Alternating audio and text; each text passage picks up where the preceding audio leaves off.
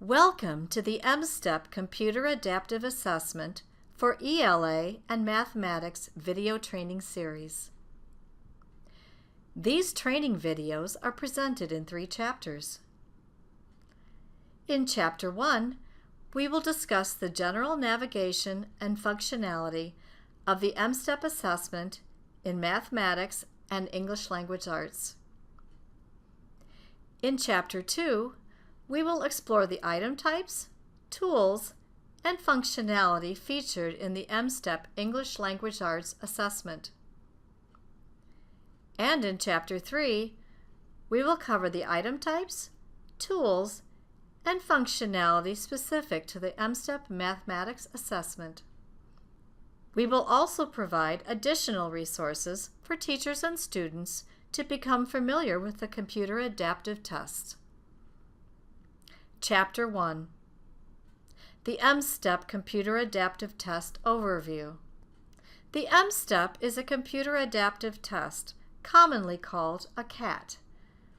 A CAT works differently from a fixed form test. A CAT selects items to be answered based on how the student responded to the previous item. An incorrect response will result in an easier subsequent item. Similarly, a correct response will result in a more difficult subsequent item.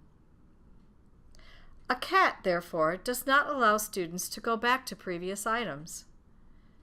In addition, unlike a fixed form test, no review screen is provided. When the student submits the last question in the sequence of items, the test is complete. There are 3 basic rules of a CAT. Number 1, the student must answer every question to advance to the next question. Number 2, navigation between questions is limited. Except for the passage set functionality in the English Language Arts assessment, there is no way to go back to a previous question once the answer has been submitted. Passage sets and their functionality will be discussed in Chapter 2, the English Language Arts Computer Adaptive Test.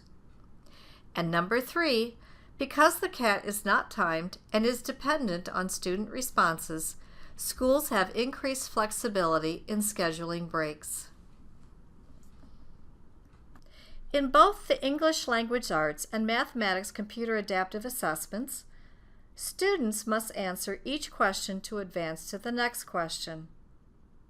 In many items, even a partial response will allow students to proceed. On the other hand, in some items, students must answer all parts of the question to proceed.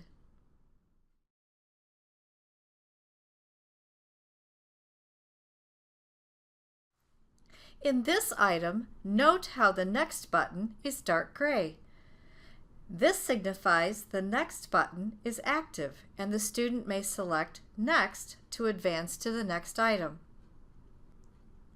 If the student does not answer the item, or answers and then deselects the response, the Next button will be light gray, signifying that it is not active and the student is unable to advance to the next item.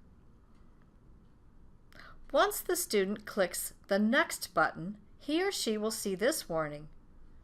Once you move to the next question, you cannot go back. The student has the option to go back to the current item by selecting the green Return to Questions button. Doing this will return the student to only the current question. If the student is satisfied with the answer, he or she must click the Next Question button to advance. As a reminder, students should only click the Next Question button when they have completed a CAT item and they are comfortable with their response. Once the Next Question button is clicked, there is no way to return to a previously answered question. The student has the option to disable this warning message so it does not appear again for the duration of the test by clicking the box next to the Do Not Show This Message Again message. Disabling this message means that when the student clicks the gray Next button at the lower right corner of the screen, the next question in the CAT sequence will appear, and the student will not have the option of returning to the current question. Schools should explain the use of the Do Not Show This Message Again option to students during training to ensure students understand what happens when the option is activated. Students have added flexibility to pause and take a break. During the M step, students can use the Pause button to take a break. While paused, students can take up to a 20-minute break. During the 20 minutes, students may resume the test or exit. Students who choose to exit the test will be returned to the same item when they log back into the test. Work that students started prior to pausing and exiting is saved by the system, so they will be able to continue working at the place they left off. Using the pause and exit buttons will not submit the student's test. If students exit the test, or if the test is paused for 20 minutes or more, they must use their test ticket to log in again. The test engine will return students to the same question they were on previously before they exited the test. Now it is time to finish the M-Step CAT.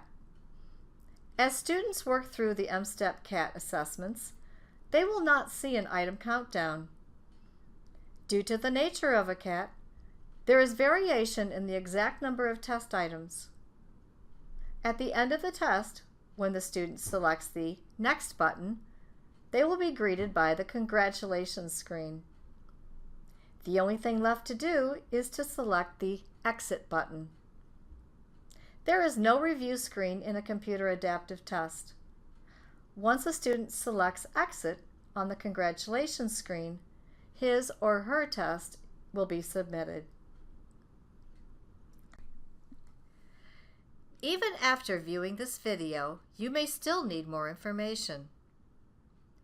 To experience the functionality and different item types of the M-Step CAT assessments, students and teachers can enjoy the added benefit of practicing the tools and navigation by going to the M-Step training tutorials and the Online Tools Training, or OTT's, sample item sets. The OEAA recommends that classroom teachers introduce online testing to their students by playing the student tutorial videos in class to show students how the online testing system and tools work.